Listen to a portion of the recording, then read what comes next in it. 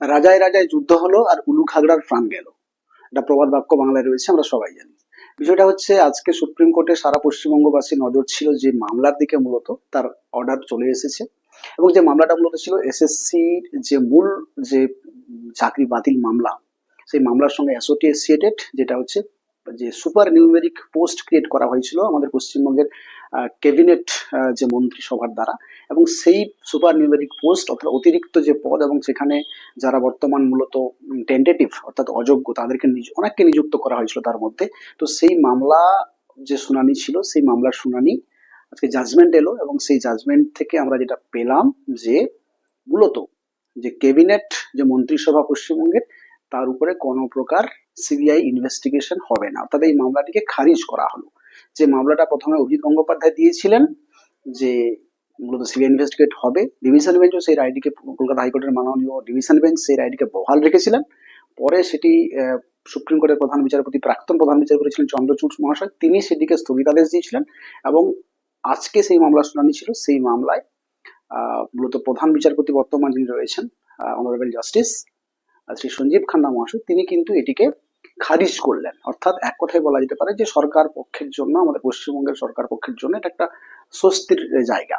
প্রশ্ন হচ্ছে, যে নিউমেরিক পোস্ট, যে সুপার নিউমেরিক পোস্ট তৈরি করা হলো ক্যাবিনেট মন্ত্রিসভার দ্বারা, তাদের অনুমোদনে, সেই সুপার নিউমেরিক পোস্টটি কিন্তু অবৈধ এবং ইললিগ্যালিটির গ্রাউন্ড রয়েছে। এবং তার জন্য একটা মেন পয়েন্ট ছিল, এসএসসি যত রকমের দুর্নীতি করেছিল তার মধ্যে একটা দুর্নীতি, এবং সেই গ্রাউন্ডে যারা যারা চাকরি পেয়েছিলেন তাদের চাকরি কিন্তু বাতিল হয়েছে।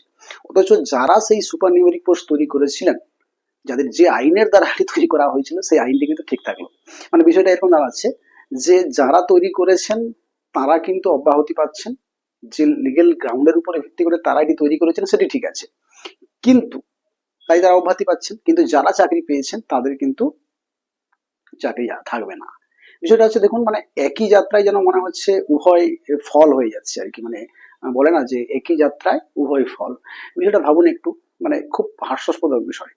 কিছুজন যখন এসএসসি যে 3 এপ্রিল যে মামলা হয়েছিল, 26 চাকরি বাতিল করা হয়েছিল, সেই মামলায় কিছুজন কমেন্ট করছিলেন বিভিন্নভাবে যে পুরো রামবাম জোট, রামবাম একদম কনস্পিরেসি রয়েছে, গভীর কনস্পিরেসি রয়েছে একটা, এবং সেই কনস্পিরেসির কারণে এই 26 চাকরি বাতিল করা হলো। তাহলে আজকের এই রায়ের পিছনে তারা কি বক্তব্য করবেন? সরকার পক্ষে তো আজকে রায় এসছে, এবং সেখানে বলা হচ্ছে যে না, কোনো ক্যাবিনেট মন্ত্রিসভার যারা রয়েছেন, অর্থাৎ মানে অনেকেই বলছিলেন যে বিকাশবাবু, ফিরদৌস বলছিলেন যে একদম মুখ্যমন্ত্রী জেলে যাবেন, এবং মুখ্যমন্ত্রী নেতাজি ইন্ডোর স্টেডিয়ামে গতকাল বলেই দিয়েছিলেন যে আমাকে হয়তো জেলে যেতে হতে পারে, কিন্তু আমি দমবো না। বিষয়টা এরকম। তো ওটা জেলে যাওয়ার প্রসেস শুরু হয়ে গেছিল, অথচ সরকার পক্ষে কিন্তু রায়টা এলো। তাহলে তারা এখন কি বলবেন? তারা কি বলবেন যে এটা মূলত রামবাম সেটিং, নাকি আবার তৃণমূল আবার সেখানে মানে চিফ জাস্টিসের সঙ্গে সেটিং করেছেন?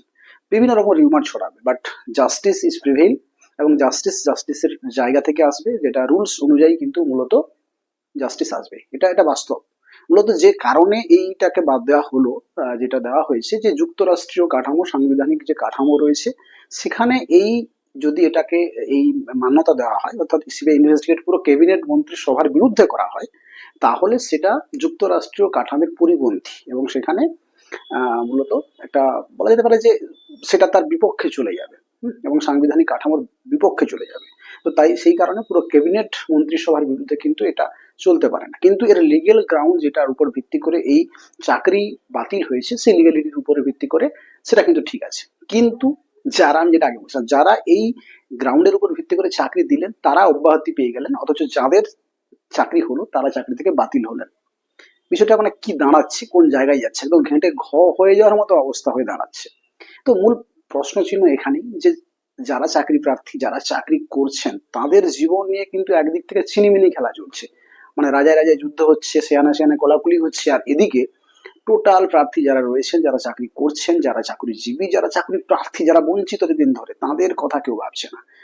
তাদের কিন্তু জীবন নিয়ে ছিনিমিনি খেলা হচ্ছে। যাই হোক, আমি আমার একটা লাস্ট ভিডিওতে একটা কমেন্ট সেকশনে একটা কমেন্ট দেখলো, খুব দারুণ লাগলো। মৌসুমী চ্যাটার্জি ম্যাডাম নামে একজন কমেন্ট করেছেন যে লেট ইট বি এনি জাজ, লেট ইট বি এনি জাজ, জাস্টিস উইল প্রিভেইল। অর্থাৎ আইন আইনের পথেই চলবে, and it is the rules of law. তো এটাই হওয়া উচিত, সত্য মেব জয়তে। কিন্তু এই যে বললাম, রাজনীতির খেলা, রাজনীতির খেলা, সেয়ানা সেয়ানা কোলাকুলি, বা রাজায় রাজায় যুদ্ধ আর উলু খাগড়ার প্রাণ। যাই হোক, নেক্সট আপডেট অবশ্যই আপনারা পেয়ে যাবেন, আমাদের চ্যানেলের সঙ্গে অবশ্যই থাকবেন। ধন্যবাদ।